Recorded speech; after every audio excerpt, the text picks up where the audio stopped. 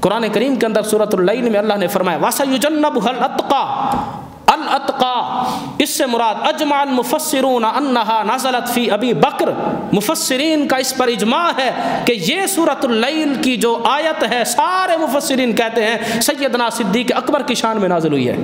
صحابہ ہوں، تابعین ہوں، تبع تابعین ہوں، بعد کے مفسرین ہو، سب بیک زباں ہیں اور کہتے ہیں کہ یہ آیت، اس آیت میں الاتقا سب سے بڑا متقی جس کو قرآن کہہ رہا ہے وہ ابو بکر صدیق رضی اللہ تعالیٰ عنہ ہے۔ اس آیت پر علماء نے کتابیں لکھی ہیں، الاتقا پر اعلیٰ حضرت نے پوری کتاب لکھی ہے، فتاوی رضویہ میں موجود ہے کہ الاتقا سے حضرت سیدنا صدیق اکبر رضی اللہ تعالیٰ عنہ کا سب سے بڑا متقی ہونا اور سب سے افضل ہونا، سب سے بڑا ولی ہونا، سب سے زیادہ بہادر ہونا، سب سے بڑا عالم ہونا، اس ایک آیت سے یہ چار چیزیں ثابت ہوتی ہیں کہ حضرت صدیق اکبر سب سے بڑے عالم بھی تھے، سب سے بڑے بہادر بھی تھے، وہ بھی الاتقا سے ثابت ہوتا ہے۔ اس لیے متقی وہ ہوتا ہے جو اللہ سے ڈرے، اللہ کا تقوی ہو،